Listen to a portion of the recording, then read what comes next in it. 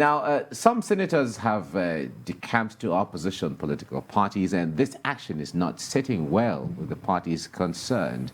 According to reports, the action of the defecting senators was a fallout from the primaries held towards the 2023 elections. However, the Constitution provides a strict basis for defection, outside of which defecting lawmakers lose a seat.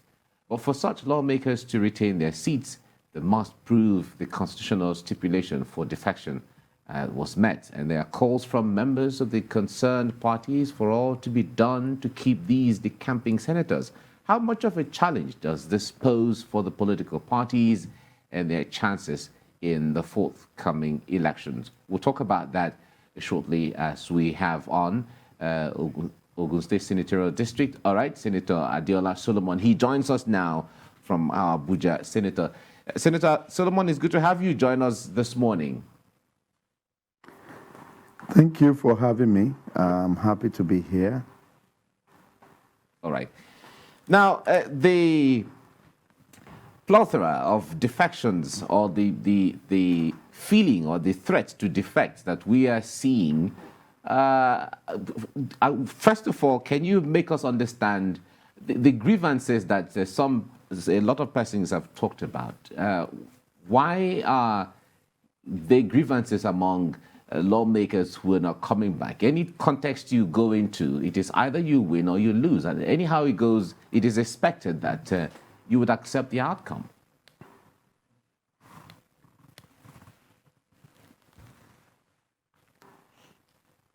I can hear you. All right. Can you confirm that you can hear us now? Yes, I can confirm I can hear you. Very good. I can hear you. The question I'm asking is that why are senators dissatisfied with the outcome of the primary elections that were conducted? It is expected that when anyone goes into a contest, it is either you win or you lose. And whatever the outcome should be, it is expected that one would abide by the outcome of such kind of contest.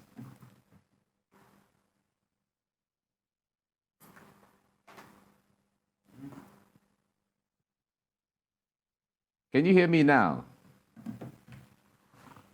Yes, I can hear you. I can hear you. Okay. Did you hear my question? Yes, to a large extent, I can say yes. And the question is that why this gale of defection by the members of the National Assembly as a result of the fallout of the primary that was recently conducted by various political parties across the divide. To start with, I want to say that this is the time of the season where you have so many members of the National Assembly returning back to their constituency to seek the ticket for a return back to the National Assembly. But please let me quickly correct an impression. I am currently representing Lagos West Senatorial District. I'm not representing Ogun West for now. The process for me to represent Ogun West Senatorial District is still on. The election have not yet been conducted.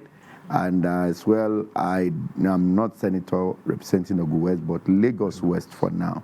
So after the election, if God willing, I am elected by the people, then I can say I am senator-elect until the conclusion of the current administration, that I can now say, yes, I am the senator representing Ogun. But for now, I represent Lagos West. Then going back to your question, I want to say that this is the time of the season where people will go back home to seek for re-election into their constituency.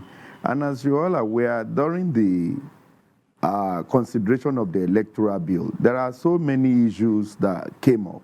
On the kind of mode of primaries that should be used. Some, especially from the National Assembly, crave for direct primaries, while others says you cannot mandate or give a directive as to which mode of primary any political parties should use. So that dragged on for a while before we have to remove that clause that a party can use any mode of primary is so decide. And at the end of the day, our party, the All Progressive Congress, and also the People's Democratic Party, the opposition party, decided to adopt the indirect kind of primaries. And to so many, they believe that if indirect was used, there will be so many influence on the delegate, and the delegates will listen to maybe the principal, the governors, or whatsoever that have supported them to be elected as delegates. While on the other side, the direct primaries, it shows that it's a free-for-all. All card-carrying members of the political parties will be allowed to at least participate in the primaries.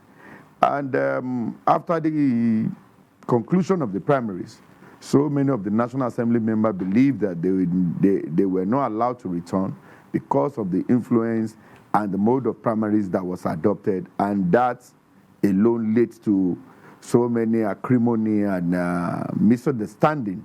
And they had no other choice than to look for a way where they can fulfill their ambition of returning back to the National Assembly. And to that extent, so many of them decided to defect to both from their own respective political party to another political parties of their choice. So it is the time of the season, and we agree with them. By the time all of this will have come and gone, at least Nigeria will still be there, the National Assembly will still be there, and the legislator to lead the country in the 10th Assembly will also be elected across the divide, that is across the length and breadth of this country. So for me, I strongly believe that what is currently happening is not new. It is what, at least, especially when there is change of power, or when there are attempts for us to return back to our various, to keep our various seats across the way, all this will happen. And I strongly feel that we will come out of this and will come out better and stronger at the end of the day. Well, you say you come out stronger and better at the end of the day. Some people say it's a threat to the majority of the APC, and that these defections may help the opposition. What do you say? Well, to a large extent, well, I would say yes. I want to somehow look at it, looking at the numbers of senators that have left the APC. As we speak, we are still 62 in numbers in terms of senators that are with the All Progressive Congress. So we are still in the majority. And if going by the list of senators, who you agree with me that we have looked at the list, and those that are there currently are those majority of who have won their elections, and those who are decided to go for other offices like the governor of the states, and those who willingly agreed that they are not returning to the Senate. So with 62 senators, APC still hold the majority in the Senate and also in the House of Representatives. So there is still no cause for alarm. We agree with you. And also, for those who have defected, talk is currently ongoing with some of them to see how they return back to their party, and so that at least they will look for better, things to do in the coming future, and so that at least if the party eventually emerge or won the presidency again, a lot can still be accommodated in terms of various political appointments and so many more that can be done. So talks is currently ongoing, at least on the part of the leadership, on the part of the party, and also on the part of the presidential candidate of the party, who has engaged some of the senators as a last reporter 2 days ago before leaving the country. He has spoken to some of them. He has assured them that at least it will be government of inclusiveness and there should be no cause for alarm. And I believe with all this effort here and there is no cause for alarm. The APC will hold the leadership of the Senate and the majority in the Senate as we speak.